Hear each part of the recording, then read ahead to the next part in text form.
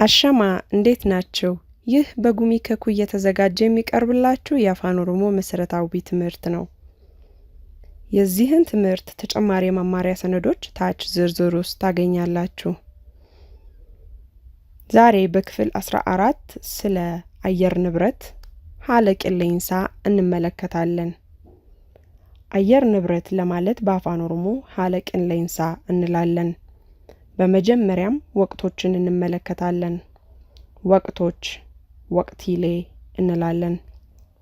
ወቅቶች በአራት ሲከፈሉ የመጀመሪያው ጸደይ ቢራ፣ ሁለተኛው በጋ ቦን፣ ሶስተኛው በልግ አርፋሳ፣ አራተኛው ክረምት ገና እንላለን። ሀል ቂሌንሳ teessuma lafarratti hundaa'ee bakka sadiitti qoodama.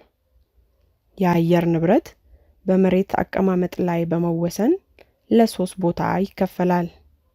የመጀመሪያው ደጋ በዳ፣ ሁለተኛው ወይነ ደጋ በደደሬ፣ ሶስተኛው ቆላማ ገሞጂ እንላለን።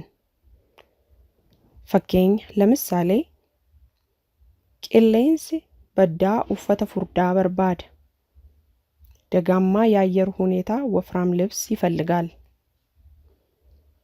በከ ጎሞጂት ቢሻን አርጋቹን ባየ ኡልፋታዳ፣ ቆላማ አካባቢ ውሃ ለማግኘት በጣም ከባድ ነው።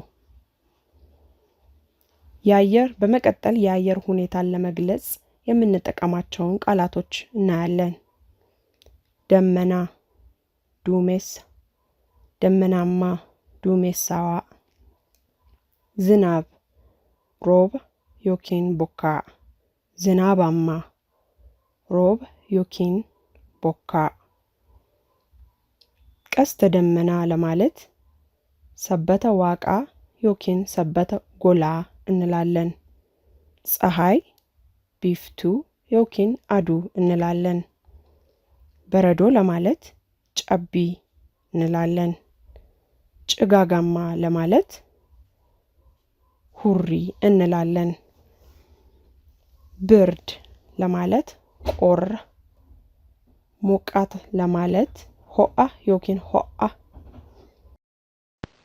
ደረቅ ለማለት ጎጎጋ ዮኪን ጫም፣ እርጥብ ለማለት ጂቱ ዮካን ዳበን። ለምሳሌ ባዬ ሆአ ጅራ፣ በጣም እየሞቀ ነው። ሀል ቂሌንሳ ፊንፊኔ በደደሬዳ፣ የፊንፊኔ የአየር ጸባይ ወይነ ደጋማ ነው። ጥያቄም ሆነ አስተያየት ካላችሁ በገኩ collective@gmail.com ይጻፉልን። ለቀጣይ ትምህርቶች ሰብስክራይብ በማድረግ የቻናላችን ተከታዮች ይሁኑ። እንዲሁም የጉሚ ከኩ ስራዎችን ለመመልከት በፌስቡክ፣ ትዊተር፣ ኢንስታግራም፣ ሊንክድን እንዲሁም ቴሌግራም ላይ ይከተሉን። እናመሰግናለን። ገለቶማ